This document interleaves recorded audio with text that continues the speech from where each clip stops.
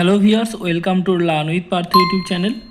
Voter card ভেরিফিকেশনে সারা রাজ্য জুড়ে আতঙ্কের মহল তৈরি হয়েছে। এ যেন একটা মিছিল। বিশেষ করে বাংলাদেশ লাগোয়া জেলাগুলিতে দেখা যাচ্ছে জনগণের ভিড়।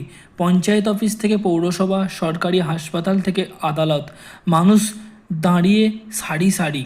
কেউ ডিলেড বার্থ সার্টিফিকেটের জন্য, কেউ বা পুরাতন সার্টিফিকেট ডিজিটাল করার জন্য, কেউ আবার সার্টিফিকেটের নাম ঠিক করার জন্য পঞ্চায়েত টু মিউনিসিপ্যালিটি, হাসপাতাল টু কোর্ট ছুটছে। বিশেষ করে মুর্শিদাবাদ ও মালদা এই দুটি জেলায় যে ভিড় চোখে পড়ছে সেটা দেখার মতন। সরকারি আধিকারিকরা, সে পঞ্চায়েত বলুন বা পৌরসভা, সবাই যেন দিশেহারা, কাজ করে শেষ করতে পারছেন না। কোনো রকম ফেক নিউজ আমি আপনাদেরকে বলছি না, আমি দি ইন্ডিয়ান এক্সপ্রেসের যে নিউজ পাবলিশড হয়েছে সেখান থেকে আমি আপনাদেরকে দেখাচ্ছি।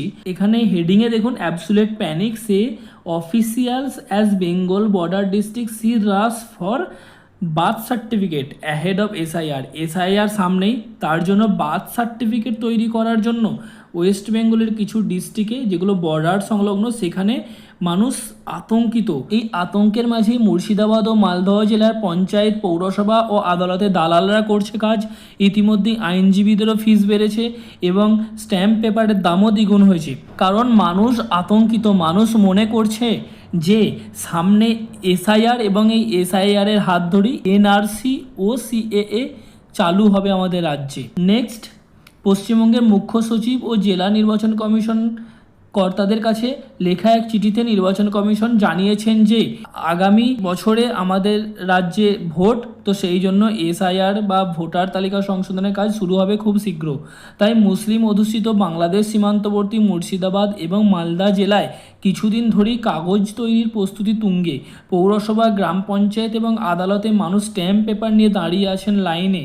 জন্ম সার্টিফিকেট সংশোধন, ডিজিটালাইজড অথবা ডিলেড বার্থ সার্টিফিকেট ইস্যু করার জন্য এই ভিড়। এরই মাঝে কিছু অসাধু লোকজন এই মধ্যস্থকারীর কাজ করে 1000 থেকে 2000 টাকা বার্থ সার্টিফিকেটের সামান্য ভুলের জন্য নিচ্ছে এবং 4000 থেকে 5000 টাকা নিচ্ছে বেশি কিছু সংশোধন থাকলে সেখানে, এবং ফর্ম পূরণও করা হচ্ছে সেখানে 20 টাকা দিয়ে। অসাধু মানুষজনও এখানে বিজনেস করতে শুরু করেছেন।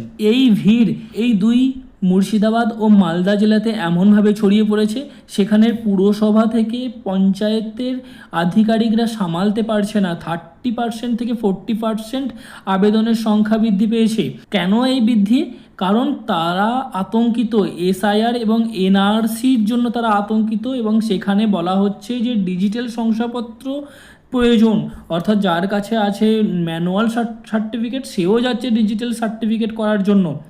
এক কর্মকর্তা জোর দিয়ে বলেছেন যে এই আশঙ্কা ভিত্তিহীন। আপনার কাছে যদি কোনো ম্যানুয়াল সার্টিফিকেট থাকে তাহলে সেখানে ডিজিটাল সার্টিফিকেট করার কোনো প্রয়োজন নেই। লোকেরা ডিজিটাল শংসাপত্রের জন্য আবেদন করতে পারে, তবে এটি গুজব বা উদ্বেগ দ্বারা উস্কে দেওয়া উচিত নয়। তো ভিউয়ার্স, আপনাদের কাছে অনুরোধ, আপনারা প্যানিক হবেন না এবং প্যানিকে পড়ে যেন হুড়োহুড়ি তাড়াতাড়ি বা কোনো রকম কোনো রাশের মধ্যে যাবেন না। এখনও অনেক টাইম আছে। এসআইআরের কোনো নির্দিষ্ট তারিখ এখনও পর্যন্ত ডিক্লেয়ার করা হয়নি। তো আপনারা ধীরে সুস্থেই কাজগুলো মিটিয়ে নিন। তো বন্ধুরা, আমি ভিডিওটি এখানেই শেষ করছি। আপনারা যদি আমার এই চ্যানেলে নতুন হয়ে থাকেন তাহলে অবশ্যই চ্যানেলটিকে সাবস্ক্রাইব করবেন আর পাশে থাকা বেল আইকনটি প্রেস করে দেবেন।